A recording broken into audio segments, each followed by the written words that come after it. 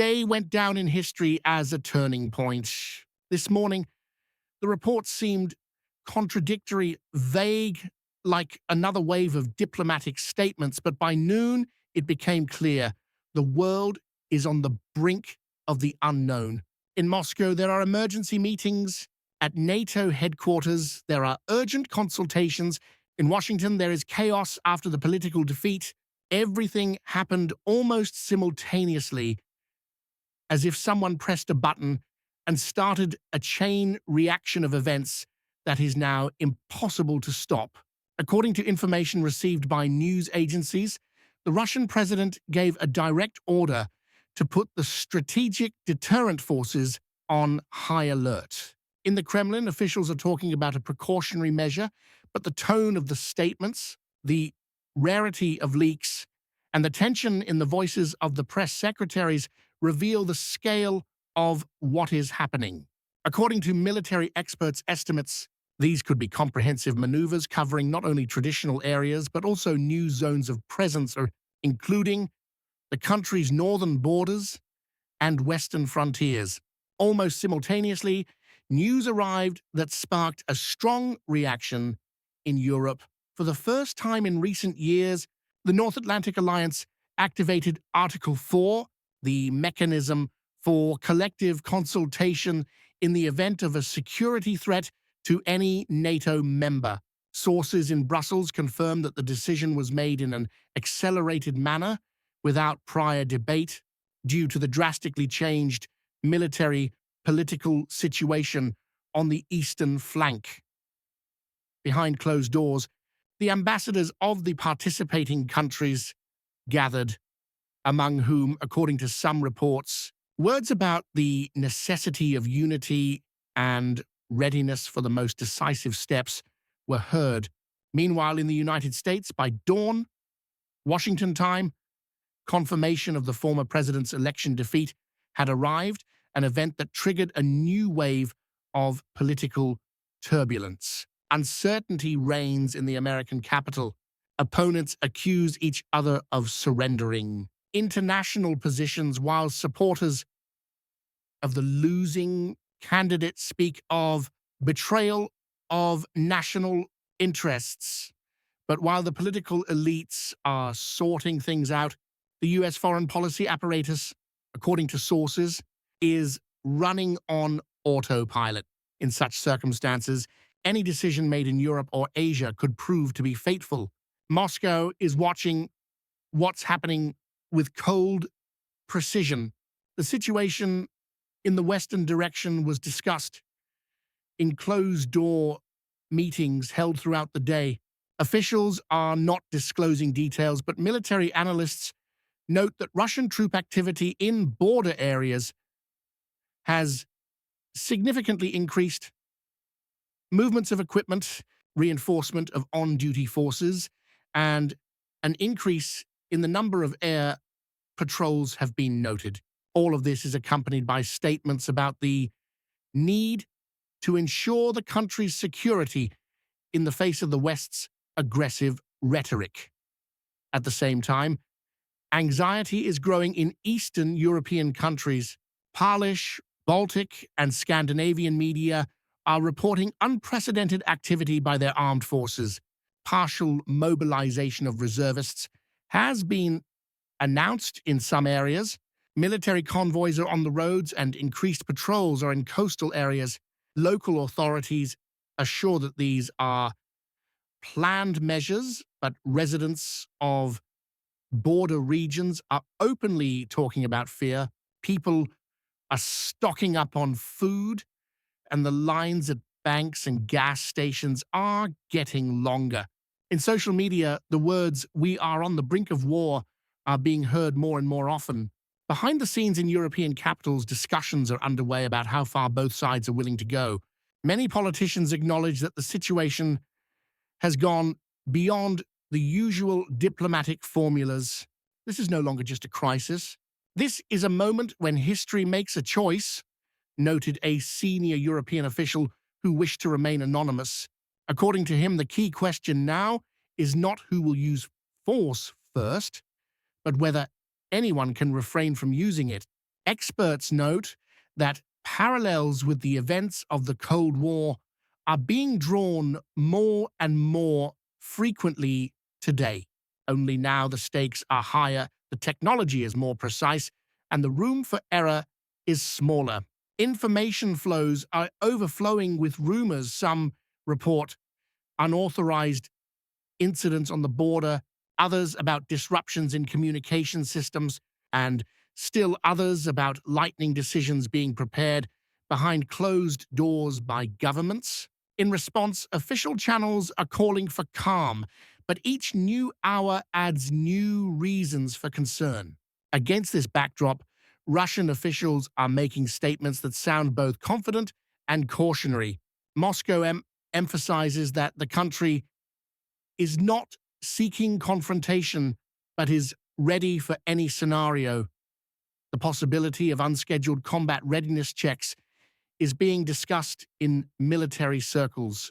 State television channels are broadcasting words about the need to protect national sovereignty and responsibility for stability in the region. All of this creates an atmosphere in which even a diplomatic pause is perceived as the calm before the storm. Meanwhile, accusations against Russia are growing louder in the Western media. Analytical publications that appeared this morning interpret what is happening as part of a large-scale pressure strategy.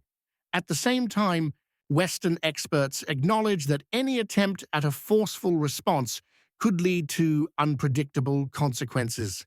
And the more analysts try to predict the course of events, the more obvious one thing becomes: the situation has spun out of control of conventional diplomatic tools.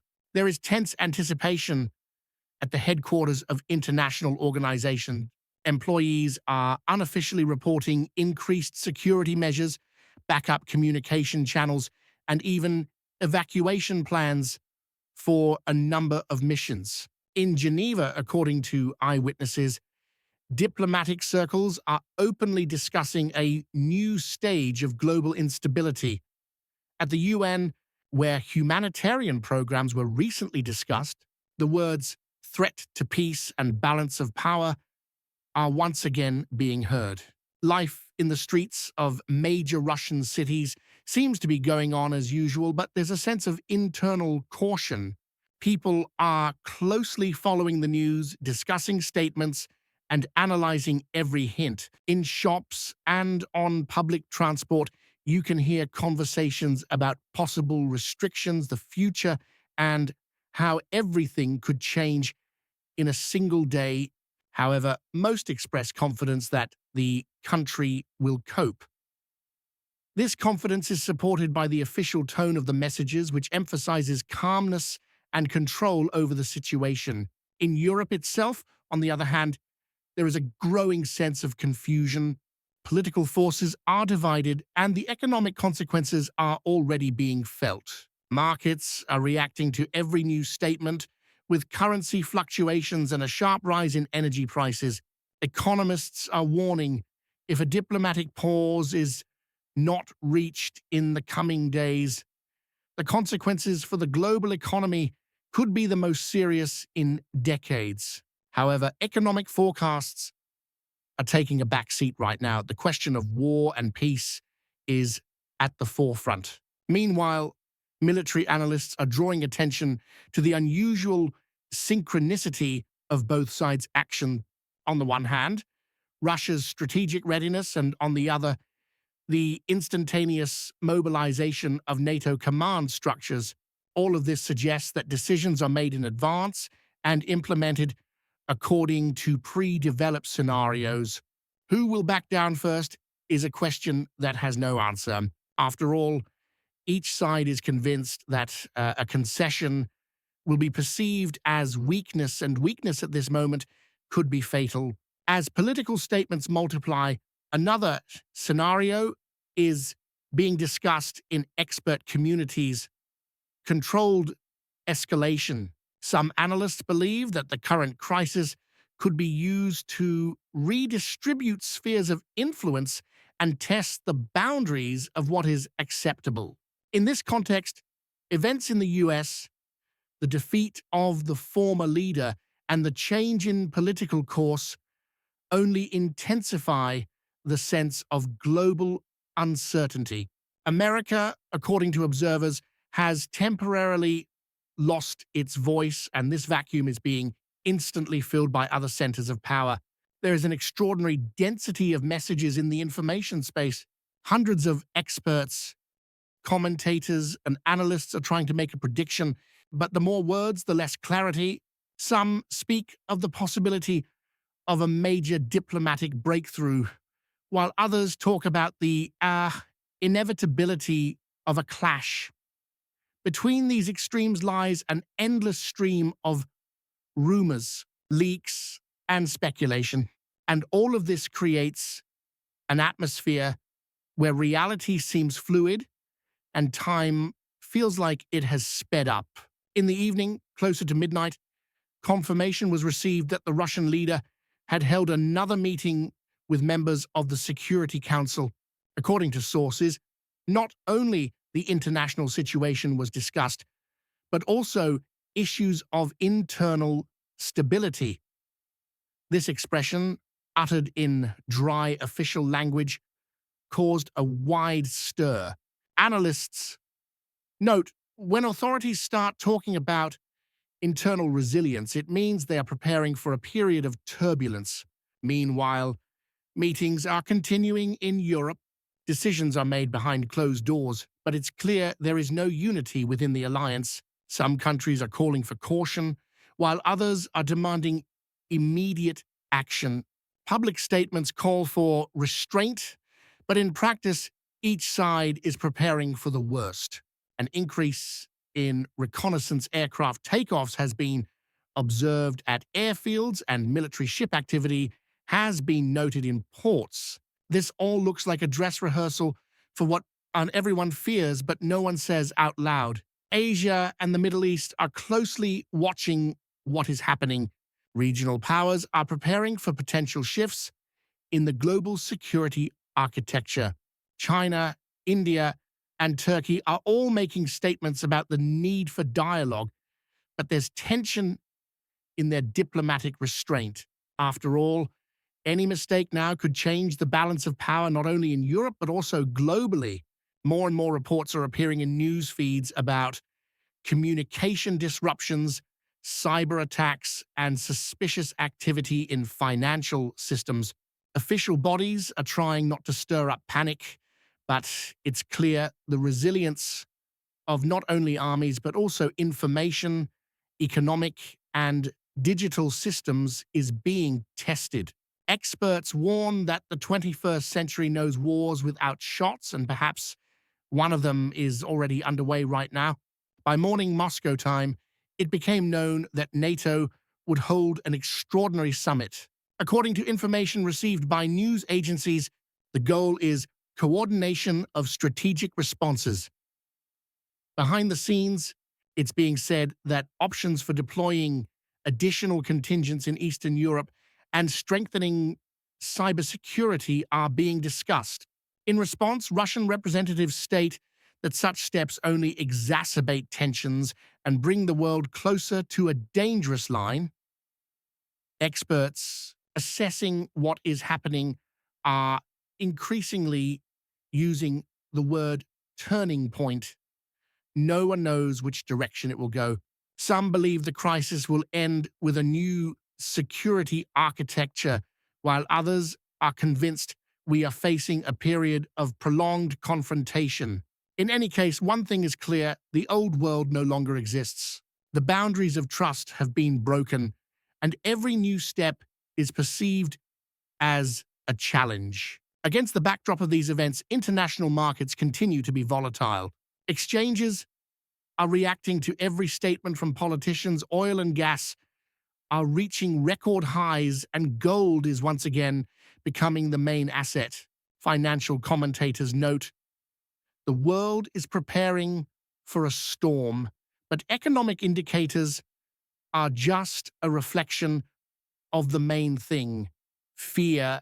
Fear that tomorrow might not just be a new day, but the beginning of a new era. It's night in Moscow, but the windows in government buildings are still lit. Negotiations are taking place somewhere, calculations are being made somewhere, and preparations are underway for tomorrow morning, which could bring solutions that change everything. Abroad, it's the same: long corridors, rushing advisors, endless phone calls.